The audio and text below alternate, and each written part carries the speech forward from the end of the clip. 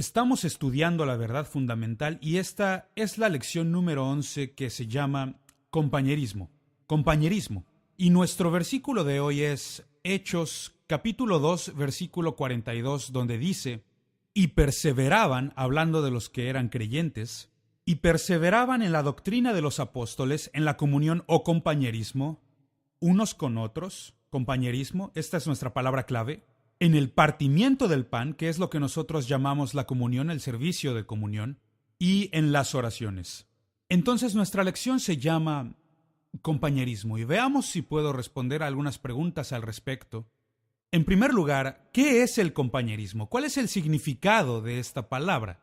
Proviene de una palabra griega que se ha vuelto bastante popular y que es koinonia. Koinonia. Y es un término bastante fácil de identificar y de discutir, y simplemente significa la acción de usar o compartir algo en común. Es por esto que tenemos el servicio de comunión, que es en realidad una koinonia. Es el compañerismo, mientras nos acercamos juntos y compartimos juntos en lo que llamamos la mesa del Señor. Entonces, la palabra comunión significa compañerismo, significa compartir, convivir con las personas que tienen el mismo interés que nosotros. Y como ya dijimos, también es traducido como comunión y significa tener algo en común y compartido entre todos, una participación o una asociación.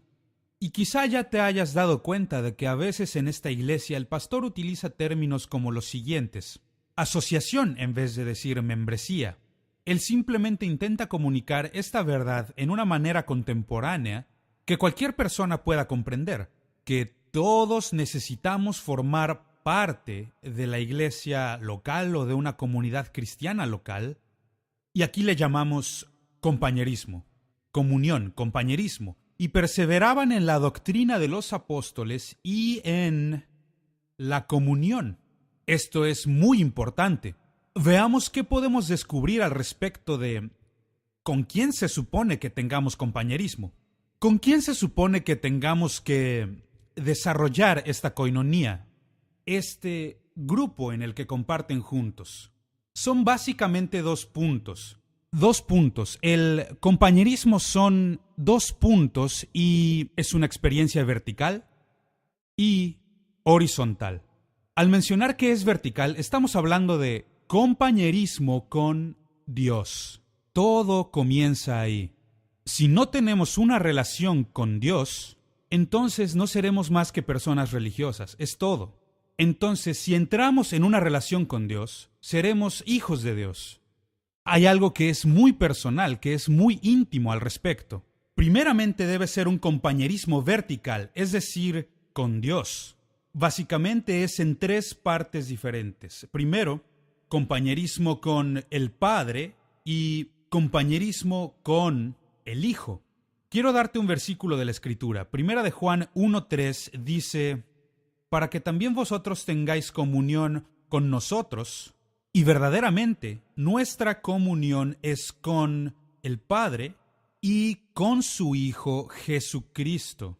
Todo tiene su origen en nuestra relación con Dios. Desde luego, Dios es una Trinidad: Dios el Padre, Dios el Hijo y Dios el Espíritu Santo. Entonces, no solamente necesitamos compañerismo con el Padre y con el Hijo, también necesitamos compañerismo con el Espíritu Santo.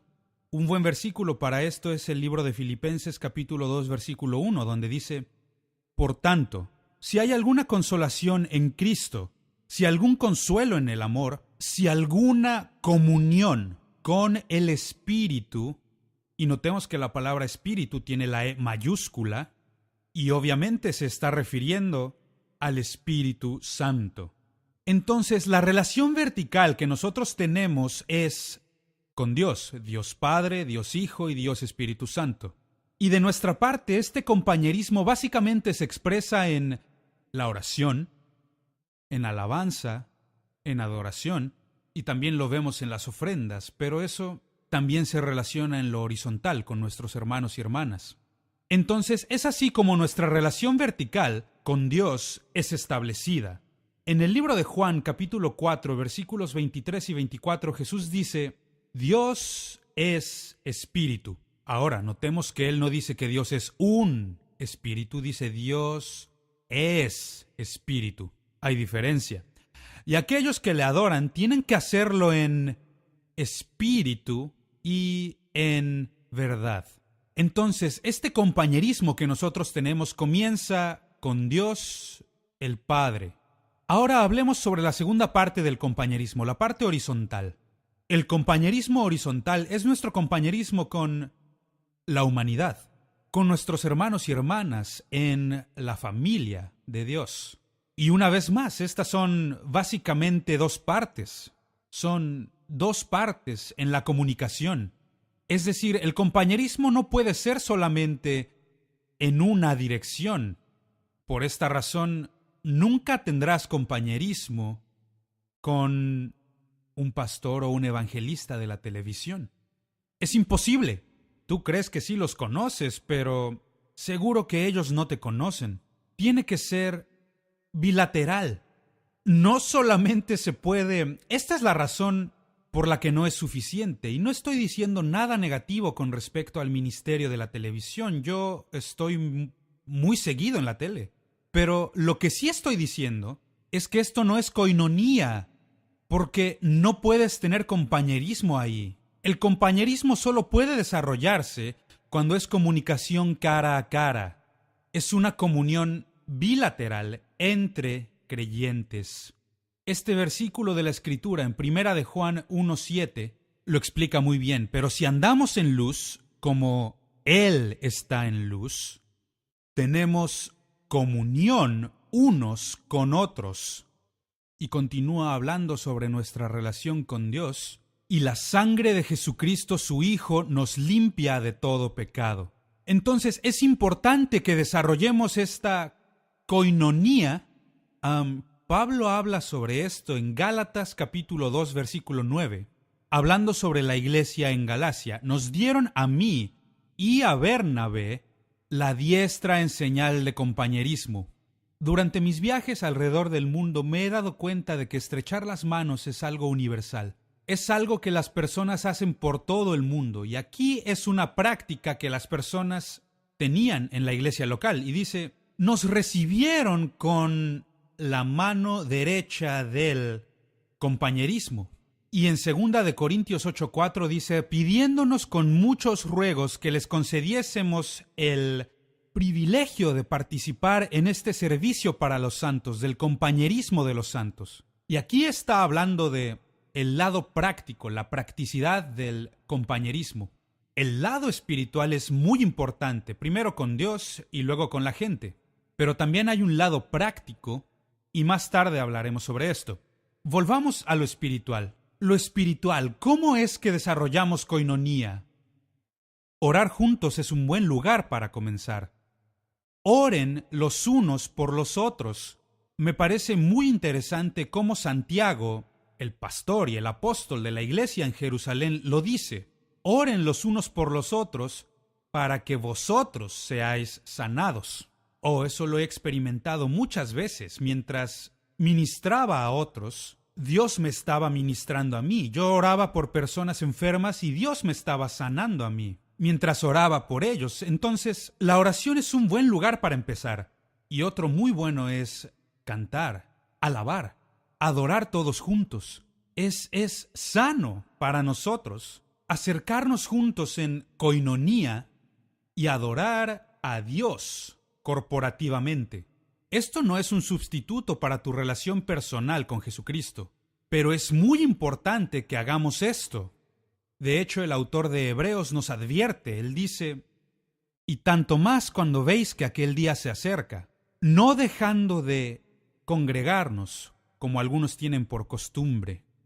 La tercera forma en que establecemos esta relación espiritual con nuestros hermanos y hermanas es compartiendo juntos el testimonio, exhortándonos, animándonos, edificándonos unos a otros. Sea cual sea el regalo que Dios te ha dado, lo compartimos unos con otros. Así como Dios me ha dado el don de la enseñanza, y a medida que comparto, les estoy edificando, y en la misma forma también está ministrando a mi espíritu. Otra forma, por supuesto, es ministrar en la palabra, o lo que llamamos la doctrina de los apóstoles, como lo dice el versículo, en la palabra de Dios. Y luego la quinta, que es el partimiento del pan. Esto es el servicio de comunión. Todas estas cosas están edificando nuestra coinonía. No solo somos cristianos intentando llegar al cielo por nuestra cuenta, sino que formamos parte de la familia de Dios. Es algo que es sumamente sagrado con Dios. En el libro de Jeremías 48, versículo 11, este es un versículo muy interesante en el que habla sobre uno de los pecados de Moab. Y uno de estos pecados es que no vaciaron de vasija en vasija. Y hoy he traído un par de botes de pintura solamente para ilustrar el punto que quiero abordar ahora. Yo, por supuesto, comencé a estudiar la Biblia hace muchos años y cuando leía este versículo decía que Moab ha estado rebosado sobre su sedimento. Y yo decía, ¿y esto qué quiere decir? Y por supuesto, después de estudiarlo, me di cuenta de que está hablando de reposado, está hablando de una sustancia pesada que se va hasta el fondo de cualquier recipiente. Yo recuerdo estar alrededor de varios pintores. Mi papá era un contratista y estuve alrededor de esta gente y les veía mezclar su pintura. ¿Sabes cuál es la mejor forma de mezclar pintura? Es tomar un bote de pintura vacío y un bote completamente lleno y después abrir ambos botes y empezar a vaciarlos uno en el otro una y otra vez. Esta es la mejor manera para mezclar la pintura. Ahora, de lo que el profeta está hablando aquí en el libro de Jeremías, él está diciendo que esta gente nunca se vació a sí misma, nunca se vació en nadie más. Y esto que hizo Moab fue un pecado. Yo he visto a muchos cristianos que cometen el mismo error porque ellos reposan en su sedimento. ¿Tú conoces a alguien que esté reposando en su sedimento? Es decir, ¿cuál es la solución? Comenzar a vaciarse de lo que Dios haya llenado, y cuando comenzamos a vaciarnos unos en otros, nos daremos cuenta de que nuestra vida está completa, nos hemos realizado. Ahora hablemos del aspecto práctico que existe en la relación que tenemos los unos con los otros. Ya hablamos de lo espiritual, pero ¿qué hay del lado práctico? Todo comienza con el compañerismo en el hogar. Compañerismo en el hogar. Y vaya que esto lo hemos perdido en nuestra cultura occidental. Pero me he dado cuenta a través de mis viajes por el mundo que el hogar es uno de los lugares más sagrados, uno de los mayores cumplidos, de los mejores cumplidos que cualquier persona puede hacerte mientras viajas, es que te hagan la invitación para ir a su hogar. Hoy mismo estaba hablando con un hombre de México, estamos planeando una reunión en ese país y él me dijo, hay un hermanito en la iglesia que tiene una muy bonita casa y él me decía, por favor, no pongan a nuestro huésped en un hotel. Pónganlo en mi casa porque tengo mucho espacio para todos. Va a ser mejor que cualquier hotel. Yo sé muy bien de lo que está hablando y acepté de inmediato porque este hombre es un excelente anfitrión. Entonces comienza con el compañerismo en el hogar. Segundo, al suplir las necesidades materiales, necesidades prácticas, a medida que compartimos unos con otros. Quiero darles este versículo en el libro de Hechos, capítulo 4, verso 35, y dice así, y lo ponían a los pies de los apóstoles, y se repartía a cada uno según su necesidad. Lo distribuían con ellos para ayudar a otros. Es una de las razones por las que Dios creó a la familia. La familia es un lugar seguro, en donde tienen que admitirte porque son familia y porque tienen que ayudarte. Y lo mismo es cierto para la familia de Dios. La iglesia es una coinonía, es un lugar seguro en donde juntos compartimos las cargas de los demás. Alguien dijo una vez, al compartir, no solamente multiplicas tus alegrías, sino que aligeras tus cargas, porque te ayudan a cargar el peso. Y esto es muy cierto. Y muchas de las cosas prácticas que hacemos en la coinonía es ayudarnos los unos a los otros. Y otra forma es no solamente compartir unos con otros. Hebreos capítulo 13, versículo 16 dice así: y de hacer bien y de la ayuda mutua, no os olvidéis. Oh, como aquel versículo en que Pablo dice que Dios ama al dador alegre. Quiere decir que a Dios no le gusta el dador amargado, enojado, porque este tipo de actitudes no son cristianas. No, no, no. Entonces dice, compartan unos con otros, porque de tales sacrificios se agrada Dios. ¿Ves lo que Él ha hecho? Él ha tomado una cosa natural y le ha dado un significado espiritual. Y Dios se complace de igual manera. Cuando el sacerdote entraba y ofrecía estos sacrificios a Dios, cuando compartimos y nos ayudamos entre todos, es un sacrificio que agrada a Dios. Esto es muy poderoso. La cuarta cosa es distribuir a los santos en necesidad. Oh, Juan habló sobre esto. ¿Cómo puedes decir que amas a Dios si viendo a tu hermano en necesidad tú no le ayudas? Dice, aprendan a amar en obra y en verdad, no solo de palabra. Entonces, esta es una de las maneras en que nosotros expresamos nuestra coinonía cristiana cuando nos ayudamos entre todos. La quinta es la hospitalidad, la hospitalidad. Aquí hay un buen versículo para esto. Romanos capítulo 12, versículo 13. Compartiendo para las necesidades de los santos, practicando la hospitalidad. Oh, hay personas que tienen un don bastante especial para este asunto. Te hacen sentir como si estuvieras en casa, tan bienvenido. Pero cada uno de nosotros puede desarrollar el don de la hospitalidad. La sexta forma en que se vuelve una expresión práctica de nuestra coinonía es conociéndonos y apreciándonos unos a otros. El compañerismo se vuelve un estilo de vida. Ahora, yo comprendo que en nuestra cultura existen personas que son muy privadas y no les gusta compartir su vida con otras personas, pero la Biblia dice que no es bueno que estemos solos. Nos necesitamos unos a otros. Nos llama miembros del cuerpo de Cristo y somos partes especiales de este cuerpo. Nos necesitamos. De hecho, los miembros más importantes de este cuerpo son los miembros que no conoces. Oyes el latir de tu corazón, pero no has visto tu corazón. Puedes escuchar a tus pulmones inhalar y exhalar aire, pero nunca has visto tus pulmones. ¿Alguno de ustedes conoce a su propio hígado? Y aún así son órganos vitales de nuestros cuerpos. Y necesitamos llegar a conocerlos mejor.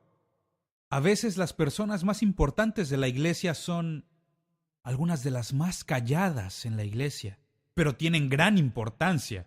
Y esto es lo que provoca una gran alegría en el compañerismo, reuniéndonos y compartiendo los unos con los otros, el suplir las necesidades prácticas y sociales. Es algo genuino que llamamos coinonía. Ahora, permítanme hablar un poco sobre lo que la Biblia prohíbe acerca del compañerismo. Sí, la Biblia nos dice que en el compañerismo no debemos hacer ciertas cosas. Por ejemplo, el mundo. Efesios capítulo 5, versículo 11 dice, y no participéis en las obras infructuosas de las tinieblas. Aquí está hablando sobre el mundo, el sistema del mundo. Otra cosa, espíritus satánicos. Sí, los demonios son bastante reales. Y no debemos tener nada que ver con eso. En 1 Corintios capítulo 10, versículo 20, Pablo habla sobre los templos paganos en los que las personas ofrecían sacrificios a los dioses paganos y que eso lo están sacrificando a los demonios. Y dice, eso no lo están sacrificando a Dios, no están sacrificando solo a un ídolo, es un espíritu demoníaco el que están adorando. Y dice, no quiero que vosotros os hagáis partícipes con los demonios. Y otra es la injusticia. Segunda de Corintios 6:14 dice, no os unáis en yugo desigual con los incrédulos, porque ¿qué compañerismo tiene la justicia con la injusticia? Otra cosa es la falsa religión. Ahora, la religión falsa muchas veces involucra lo que es la práctica y el desarrollo de la brujería. Y es bastante obvio el por qué Dios no quiere que participemos de estas cosas. Judas versículo 4 dice, algunos hombres han entrado encubiertamente, y estos hombres son hombres impíos, que convierten en libertinaje la gracia de nuestro Dios, y niegan a Dios, el único soberano, y a nuestro Señor Jesucristo. Y les dice, no tengan nada que ver con estos hombres. Doctrinas falsas, que es bastante similar.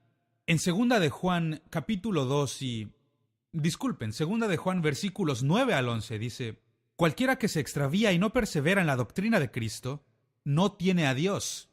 Si alguno viene a vosotros y no trae esta doctrina, no lo recibáis en casa ni le digáis bienvenido.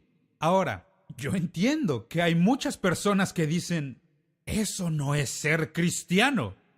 No, hay personas que no puedes estar con un perro infestado de pulgas sin que te piquen.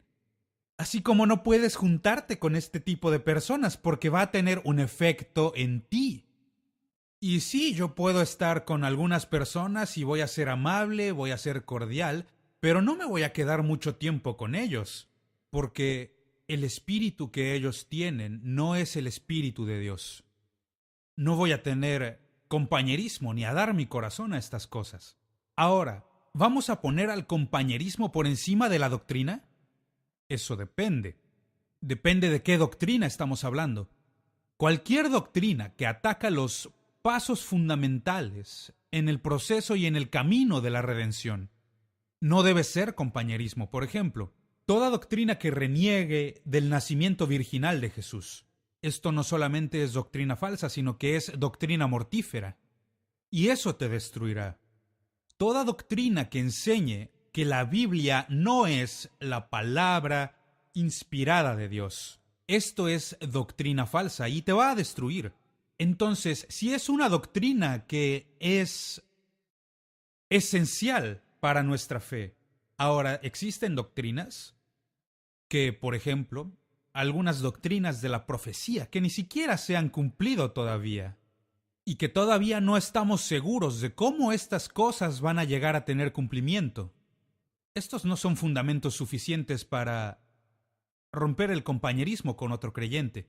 Disculpe, tengo muchos amigos ministros que opinan distinto con respecto al libro de Apocalipsis y eso está muy bien. Yo no tengo ningún problema con esto.